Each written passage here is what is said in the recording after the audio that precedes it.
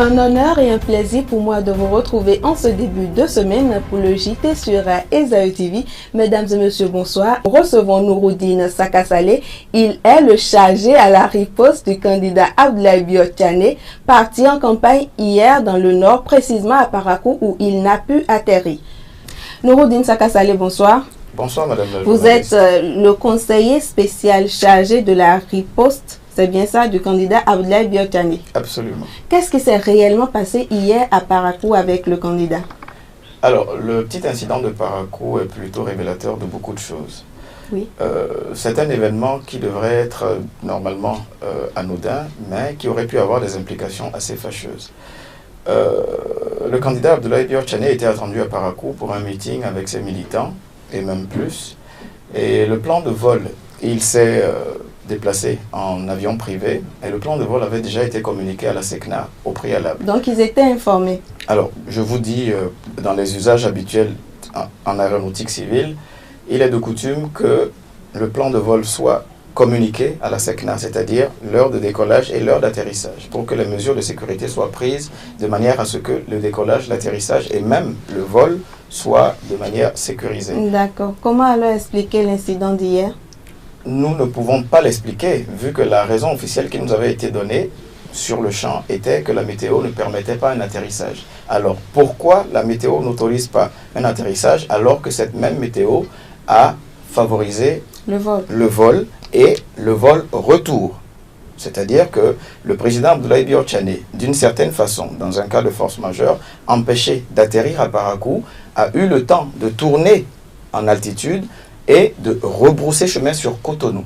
Alors, on se demande de manière stupide, comment se fait-il que la météo n'ait pas été dangereuse pour le vol aller comme retour? C'est une question qu'on s'est posée, mais dans le but d'éclairer un peu l'opinion publique et d'arrêter tout ce qui avait commencé comme intoxication. Dans la presse. Il faut rappeler que déjà sur les réseaux sociaux, il y a eu beaucoup de commentaires, on trouve déjà des coupables. Est-ce le cas dans votre camp? Alors, c'est justement le but de cette sortie médiatique pour couper court à toutes les interprétations qu'il pourrait y avoir. La raison officielle est qu'il y a eu un petit désagrément de météo. Mais le petit désagrément de météo n'avait pas été à la source du stationnement de 2 hélicoptères sur la piste d'atterrissage. L'avion privé, ce n'est pas comme un hélicoptère qui peut atterrir à la verticale. Il faut une certaine piste d'atterrissage pour le faire. Il s'est fait qu'il y avait 2 hélicoptères, dont l'un était celui utilisé par le chef de l'État, qui était stationné sur la piste d'atterrissage. Chose curieuse. Donc, nous n'allons pas dans les jugements de valeur, nous n'allons pas dans les suppositions et présomptions négatives, mais nous constatons que le candidat a été empêché d'une certaine façon. On ne va pas dire que c'est par des humains, mais empêché par des hélicoptères qui étaient sur la piste d'atterrissage d'atterrir. Une chose qui a attiré notre attention, c'est que nous sommes en période électorale et que des petits gestes qui auraient pu être anodins, de petites situations qui peuvent être anodines, peuvent être interprétées différemment. Justement, est-ce que ces genres d'événements sont de nature à pacifier la période de campagne? C'était ma question. Si c'était un événement qui n'avait pas eu un impact particulier, nous ne serons pas en train d'en parler aujourd'hui. Et l'appel que nous lançons, c'est d'abord un appel à la retenue à l'égard de nos militants, un appel au calme et surtout pour les remercier parce que l'événement d'hier a eu un effet positif aujourd'hui pour nous dans le sens où nous nous sommes retrouvés à remarquer aujourd'hui une mobilisation encore plus grande que celle qui aurait pu y avoir hier. Est-ce que le camp ABT verse dans de la victimisation? Non, absolument pas, absolument pas. On peut dire que c'est juste un essai qui a été transformé positivement parce qu'aujourd'hui tout le monde veut savoir qui est celui qui a été empêché d'atterrir. Donc, par curiosité tout au moins, au-delà de nos simples militants, au-delà de nos militants convaincus, nous avons aujourd'hui des curieux qui sont venus voir qui a été empêché d'atterrir. Quel est l'individu? Et il s'est fait que, comme par hasard, c'est le candidat Abdoulaye Biotchane. Et après cet événement plutôt malheureux, quelle est la suite du programme de campagne du candidat désormais?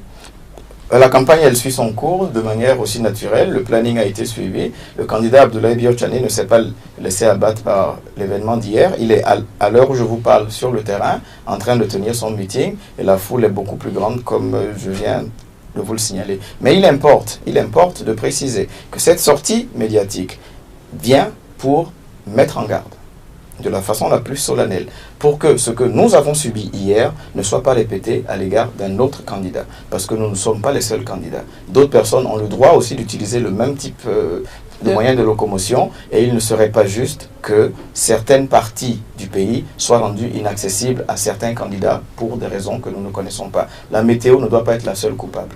Nous souhaitons que la responsabilité soit située. Pourquoi l'aéronef n'a pas pu atterrir? C'est une question qu'il faut qu'on pose aux autorités compétentes, et nous souhaitons avoir la réponse la plus solennelle possible. Merci Nouroudine Sakassali. C'est nous qui vous remercions.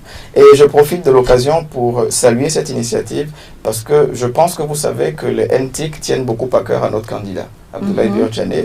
Et par ma voix, permettez-moi de vous transmettre ces félicitations à toute l'équipe des AETV et aussi à votre promoteur, parce qu'aujourd'hui les NTIC apparaissent comme le moyen de rapprochement et de proximité de toute personne. Donc c'est une initiative qu'il salue par ma voix, et je tiens aussi à vous présenter mes félicitations pour cette initiative dont vous êtes parmi les précurseurs. C'était un plaisir, ces quelques instants d'informations passées en votre compagnie. Merci de nous avoir suivis.